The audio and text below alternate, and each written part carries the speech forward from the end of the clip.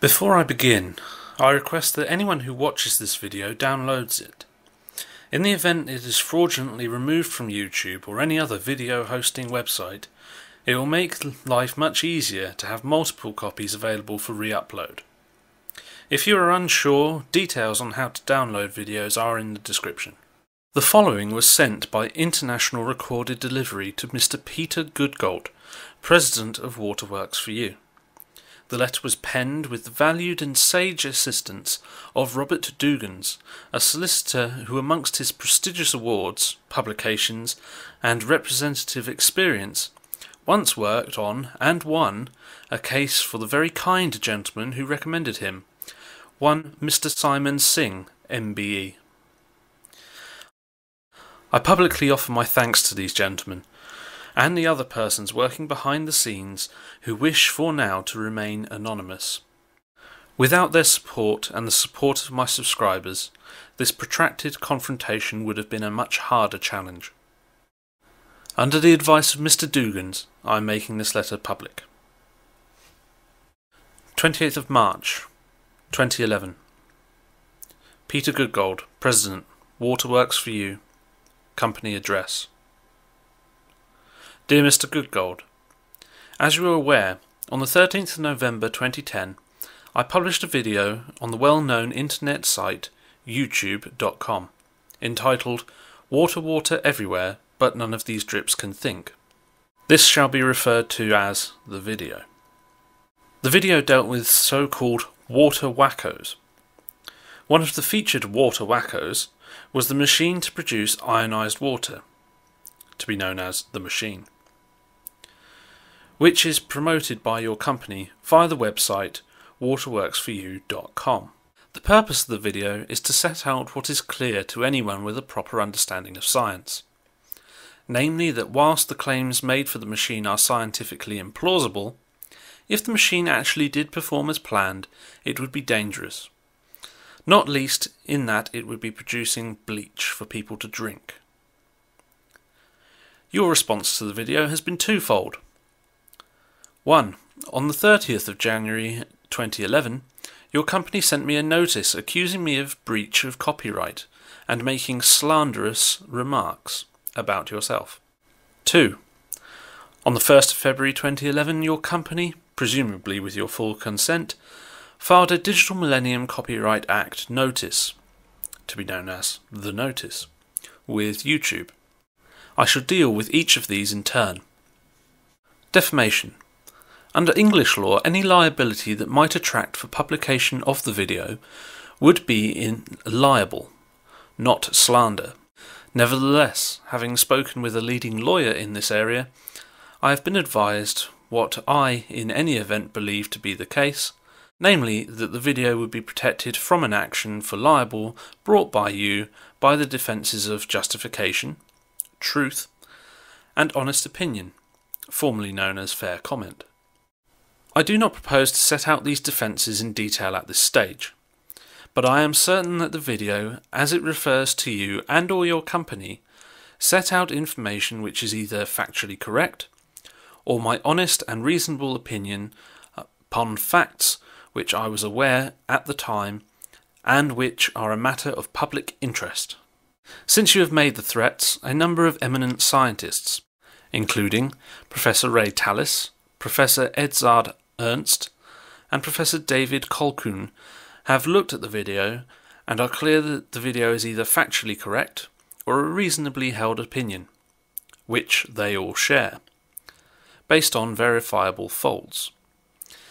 In the event that this matter is taken further, they would be willing to give evidence on my behalf at trial. In the circumstances, it is clear that any such claim you would bring for defamation would be utterly without foundation. Should you bring any such claim, I would seek to strike it out as an abuse of the process of the court, and would seek to recover costs from you. Copyright. A valid takedown notice under the Digital Millennium Copyright Act requires the copyright owner, or its agent, to state that they have a good faith belief that the use of the material complained of is not authorised by the copyright owner, its agent, or the law. Given that your business is clearly involved in the exploitation of intellectual property, it is doubtless the case that you are aware of this procedure, and in any event it is a standard maxim in common law jurisdictions that ignorance of the law is no defence. The notice is an abuse of process for two reasons. 1. Your business is not set out any way in which I have infringed your copyright, as opposed to, for example, design right in the video. And 2. It is clear that any use of copyrighted material in the context of the video amounts to fair use. As you are doubtless aware, fair use at common law has also been incorporated into the Copyright Act of 1976, 17 U.S.C. paragraph 107. This provides that the fair use of a copyrighted work, including such use by reproduction or phonorecords, or any other means specified by that section for purposes such as criticism, comment, news reporting, teaching, including multiple copies for classroom use, scholarship, or research, is not an infringement of copyright. In determining whether the use of a work in any particular case is fair use, the factors to be considered shall include 1. The purpose and character of use, including whether such use is of a commercial nature or is for non-profit educational purposes. 2. The nature of the copyrighted work. 3. The amount and substantiality of the portion used in relation to the copyrighted work as a whole. And 4. The effect of the use upon the potential market for or value of the copyrighted work. This matter has, of course, been considered by the Supreme Court of the United States in the case of Campbell v. Acuff, Rose Music Incorporated. I invite you to consider the decision of Justice Santerre in the case, which explains the scope of the doctrine of fair use. In the case of the video, it is clear that any of your company's intellectual property is featured only for the purpose of criticism, comment, reporting, teaching, and publicising research, and is clearly intended for non-profit educational purposes. There is no attempt to market a similar or competing product to the machine, and the only adverse effect upon the market value of your company's intellectual property would be to reduce it on the grounds that it was proven not to work. In the circumstances, it is clear that your use of the notice is not to protect your investment in intellectual property, but instead is to suppress legitimate criticism of the machine and other products. Such actions are well defined in US law as a strategic lawsuit against the public participation, a so-called SLAP. And unless and in the event any proceedings are brought against me in the United States, I shall rely upon these lines of authority in my defence. I shall also see sanctions against your company and any lawyers representing you in accordance with these authorities.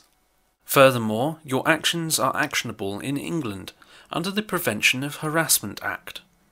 Unless I receive an apology from you for calling me a slanderer, and in particular if you seek to make further baseless threats against me, I will have no option but to consider taking this further.